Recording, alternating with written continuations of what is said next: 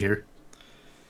Hello, everybody, and welcome to the Random Card Design Challenge with me and Beard, a very prolific custom content designer who has designed Alice in Wonderland, Cyclopean Foundations, Circus Ex Mortis, Color Out of Oz, a bunch of investigators, but I would say most importantly, the last two custom cards we did in this series.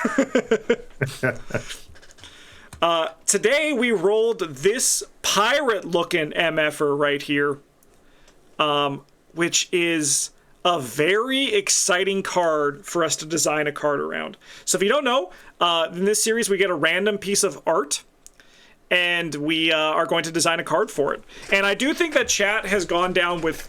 So I think there's three options we can go, and I'd love to know if you have any options to add to this as well. But obviously, ghosts and stuff like this makes me think of Mystic, or alternatively, actually with the new Drowned City cards, now Seeker cards. It also could be Survivor, because it reminds me of Guiding Spirit, right? Also has that sailor theme. Weaknesses is a way, and an enemy is also like a way we can go. I think enemies are not as exciting to design as player cards. I like keeping this as focused on player cards if we can, whether that be a weakness or an actual card you put into the deck, just because I feel like people resonate with those more. So Beard, what do you think? What are your initial thoughts on this guy? I'm leaning towards a survivor card of some kind because of Guiding Spirit, like Lucas said, but I don't know. I just want Silas to be able to take the Ghost Pirate card. Yeah, definitely.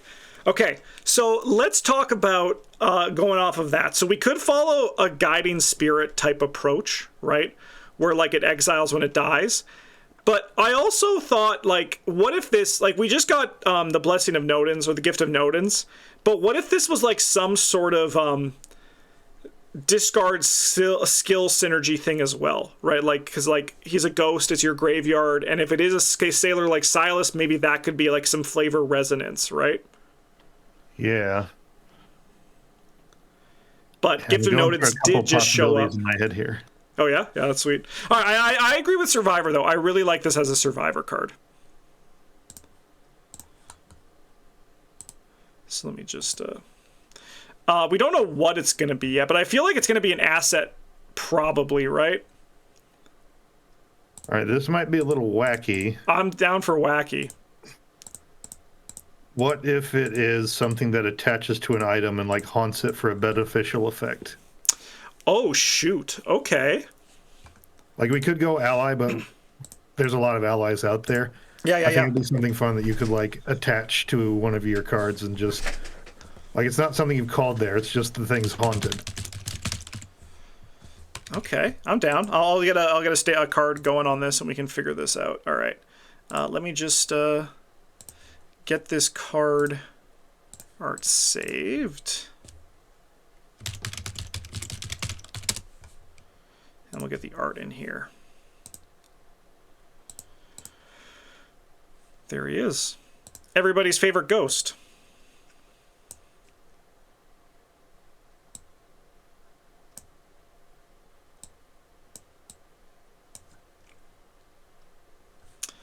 Okay. So, I like Survivor. And we're just going to call this, like... we don't know, let's just go, like, just, like, Haunted. We'll just call it like that, just for right now. Just while we work on this. Alright.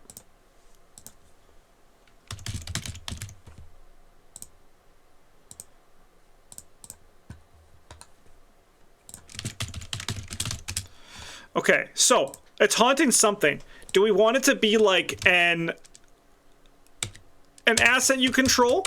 Do we want it to be like an ally asset you control? Like it haunts an ally, right? Do we just want it to be an item? Do we want it to be specific? I guess we can like kind of figure that out. My initial thought was an item asset, but I guess...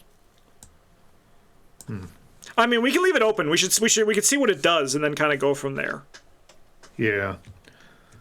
So let's leave it at just asset right now, and then we can add more to it. Let's just like, we can start with like a little bit less. Okay. Maybe something like attached to an asset you control that takes up one or more slots. Mm-hmm.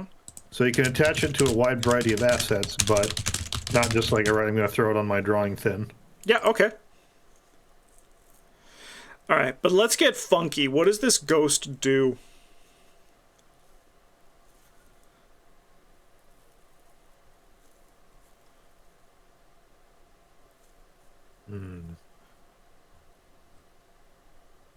Okay, hear me out. I'm gonna put something down, and we can we don't even need to throw it away. But just getting something on the paper is like a very good thing for this. All right. So resolve.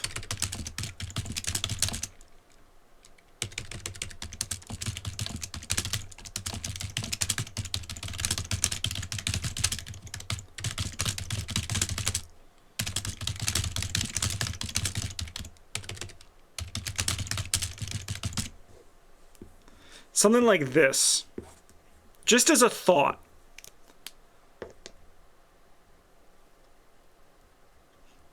I'm trying to get out of my just draw a card templating. I'm trying to think of something like... Yeah, this would be very interesting, and it would make sense because the guiding spirit also has an exile effect. So yeah, that's kind of like the flavor connection, right? Like it's the idea of a ghost, like the ghost mechanic of that kind of thing.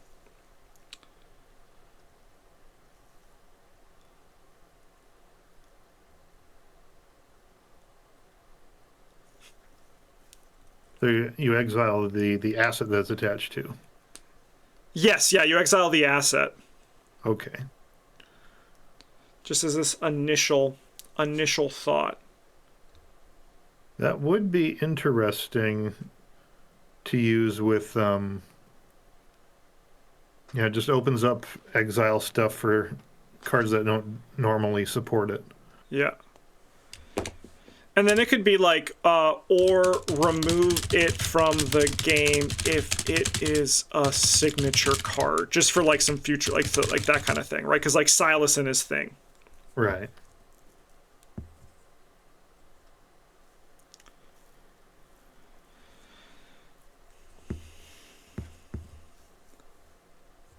I'm already thinking of ways that this could be broken, though. Oh yeah, no, definitely, right? This is definitely an XP card for sure. Yeah, that's the other thing we do, like attach to a non-story, non-signature asset, right? Yeah. But yeah, I was thinking of something like, what if you use this on Pendant of the Queen? You exile Pendant of the Queen, you still have all three of the pieces in your deck. Would it leave your bonded cards? That's a great question. It probably would. Yeah, it would. But that does seem like a pretty sweet. So I think baseline. If we're just doing this as it is, this has to be at least like a level 3 survivor card, right? Yeah. I don't think we want like anyone else taking it. This could exile level 0 cards. I mean, I think that's probably fine, right? Because then like the power of this is also just the fact that you get to trigger it multiple times. But then the card's gone, right? Like it's discarded. Yeah, you can resourceful it back. And I think other cards already let you exile level 0 cards like burn after reading. Yeah.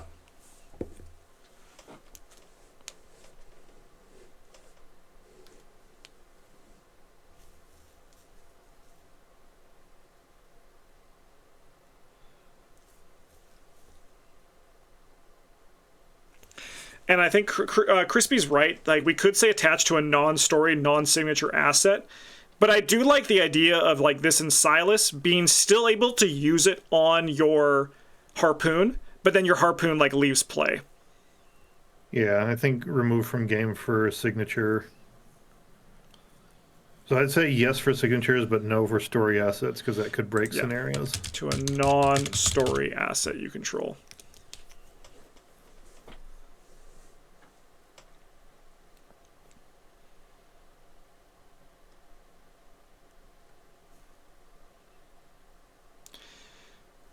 Level 0 to 5 asset would work too. Yeah? Yeah, it works.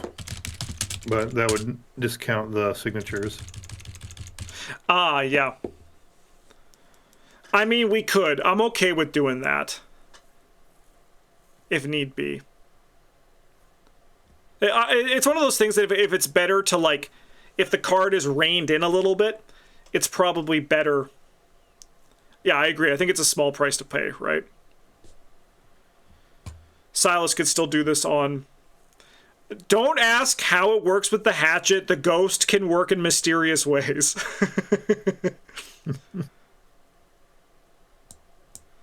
So then we would just need to do this.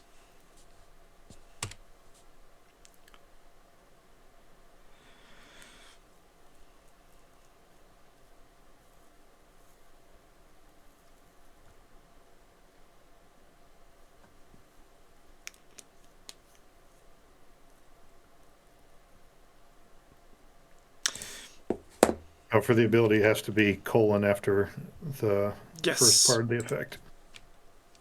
Yes, yes, yes. Also, I hear Travis in the back of my head.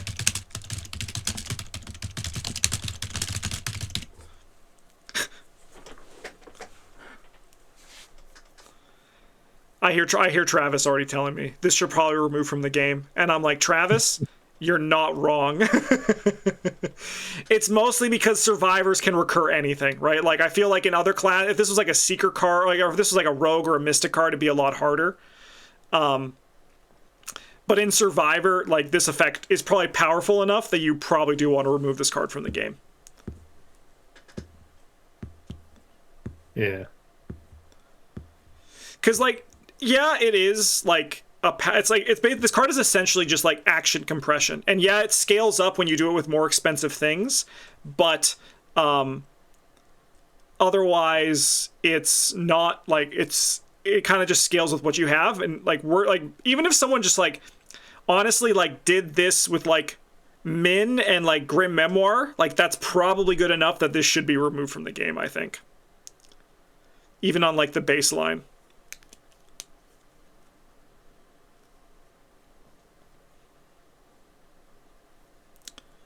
Did you have any other ideas for thinking about this as well?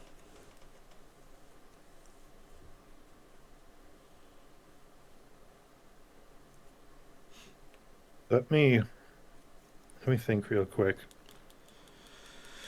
Do you want players to control what gets haunted? Because if you don't, then we could make this a dilemma. Okay, yeah. It's like you attach it to a random card. We could probably bring the experience level down a bit.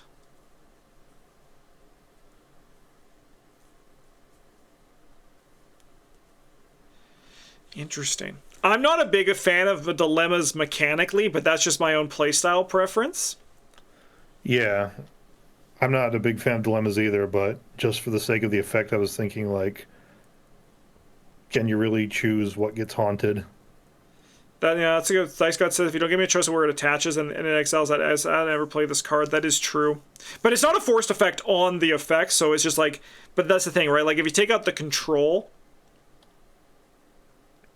Well, you can say, like, if... Like, either attach it to an asset you control, or... Almost like a mini weakness, take a horror and shuffle it back into your deck. Mm-hmm.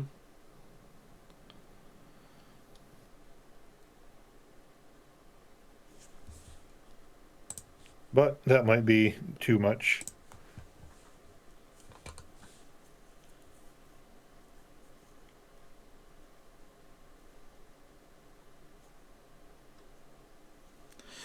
I also feel like, realistically, this card should be fast. Mostly because if it's not fast, you're only getting one extra action, and that's probably not worth 3 experience.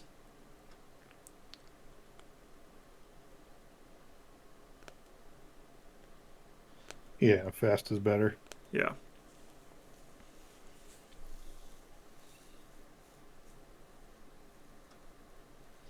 I'm also trying to think, though, before I settle on this, as it is, like, to get, like, that haunted, like, but also, like, it couldn't be haunted, right? It could be, like,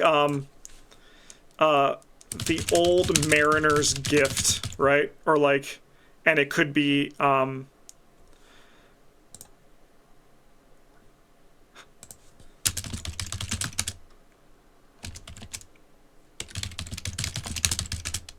we can't make it a unique event. I guess that's never really been a thing, but like it's like it is unique, right? It could be something like this, so then it's not really like a haunted thing. But it's like that kind of flavor. So it's like the same sort of like idea, right? Like kind of like guiding spirit. It's like a helpful ghost.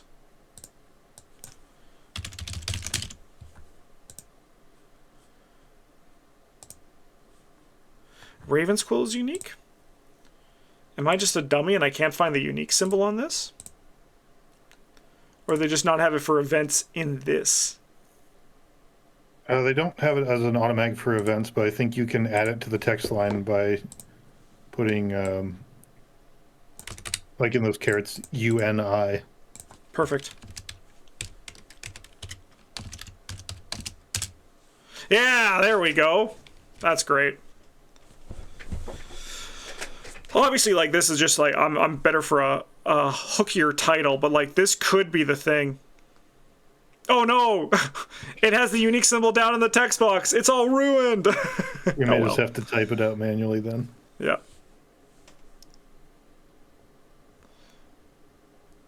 Yeah, that's an easy fix, right?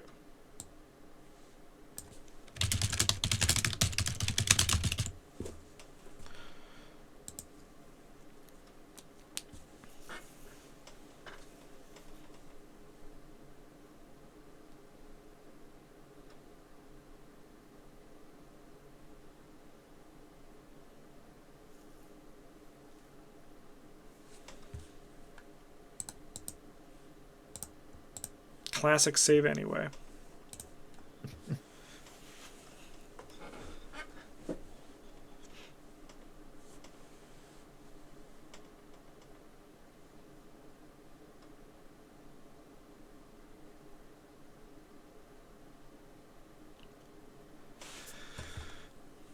we have room for a quote? Probably not, but maybe we can make one somehow.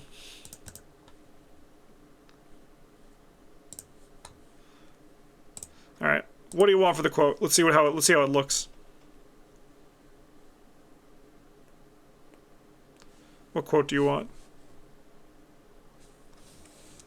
Let me type it out here. Sure, sure.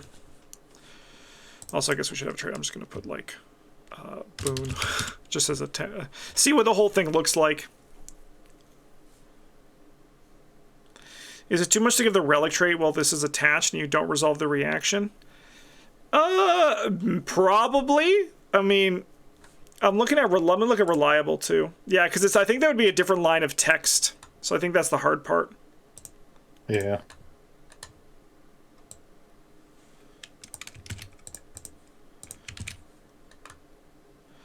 Okay.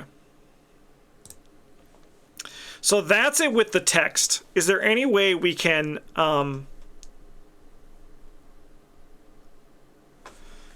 all right, so what if we just... Could you put fast on the same line as attach?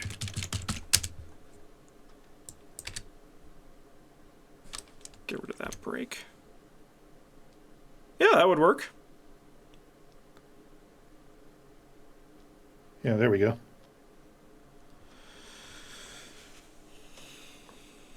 Takes up one or more slots. After you resolve an action, lightning bolt, or reaction ability on attached asset, resolve that effect 2 more times and exile that asset and remove the old mariner's gift from the game. And the resolve after the colon should be capitalized. Thank you. I also think we should drop the and just call it old mariner's gift. Makes sense. I don't think it should be 0. Yeah, we haven't talked about the cost of the icons yet.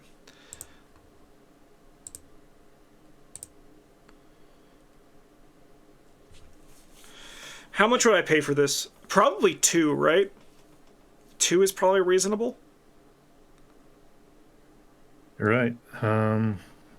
I'd say a card of that level plus 2 resources and exiling is pretty fair for tripling the effect, essentially. Yeah. Hey, it's Kodab. We were just talking about him. Yeah.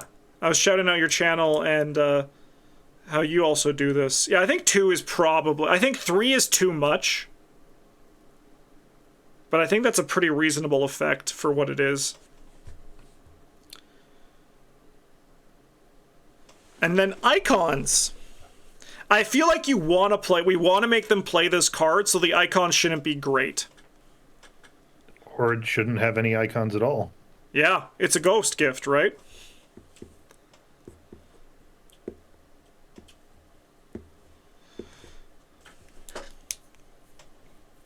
Yeah, I think 0 icons. I'm not against that at all. There's a few other Survivor cards that do that. No icons is a statement. It is. Yeah, it's like you're playing this card, or you're playing cornered. You're playing some sort of discard synergy. Okay. Do we want to... What about the traits? I had Boone on there just as a thing, but this one's a little bit different, isn't it? What's you catastrophe? I feel like, or like, fortune, right? Yeah, fortune.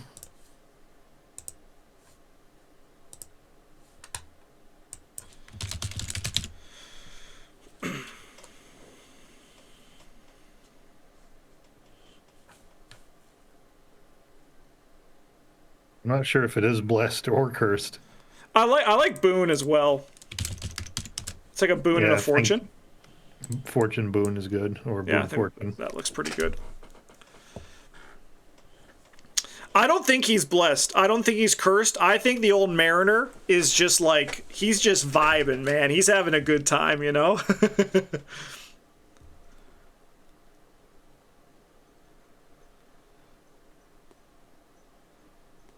I think that's pretty sweet. It's powerful. It's a very powerful card. Well, it's some good payoff for the exile archetype, which there honestly isn't a ton other than the individual exile cards themselves. Yeah. Why level 0 to 5? So you can't get rid of a story asset and break a scenario. And that was easier than saying... Because we originally had it work on SIGs too, and they removed them from the game. But the story asset was the main reason. Someone also said, should we slap Geist on this puppy for one of his traits?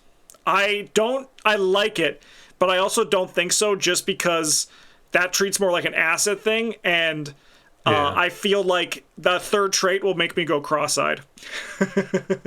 Boone Fortune's enough. Yeah.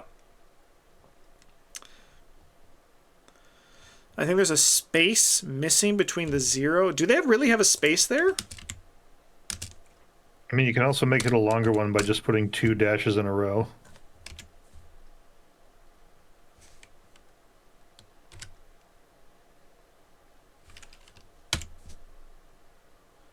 That looks fricked up to me. I don't know why. The first one I think looks normal to me. I think the first one looks fine. Yeah, the 0's just close. There's no space or anything, and that's just the framing of the thing. I like this guy. Do you want to send me the artist name, and I'll put that on the card too. Gotta credit your artist, folks. You gotta. Yeah, that's Diana Franco.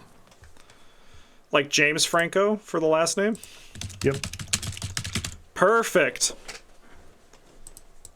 That's a cool card. I think that's kind of neat. Yeah, Diana Franco does a lot of good monster and spooky art. I think I used a few of her pieces for Circus. What I really like about like taking spooky art like that is putting it on non-encounter cards, you know? Yeah, just because they live in a strange world. It's not just strange stuff happening in a normal world. Yeah. Put your names on it somewhere? No, I mean, not yet. Our hope is that maybe we can release this as a collection once we actually get there. And also, I'm gonna play test with these cards too, just to like revisit them in the future. But one day, but not right now. The only place that these are going to be available is on our video anyway. So that's the only and then like on our Patreon page. So it'll be sourced to that. But one day, these aren't final yet. I don't want to put our names on them until it's final. But we got to put Diana Franco's on because her art is final, so it's great. Sweet. I think that's another banger for the collection that we've been building here, Beard. I'm excited for the next one, which we're going to record right now, and we already chose the art for it. So why don't I end this video and we get it going? Perfect.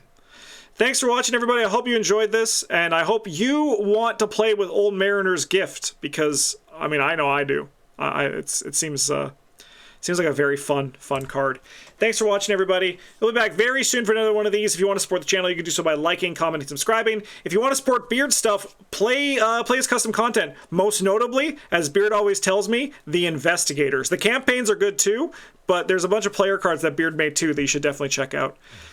Thanks for watching, everybody. Have a good one, and as always, a GG's.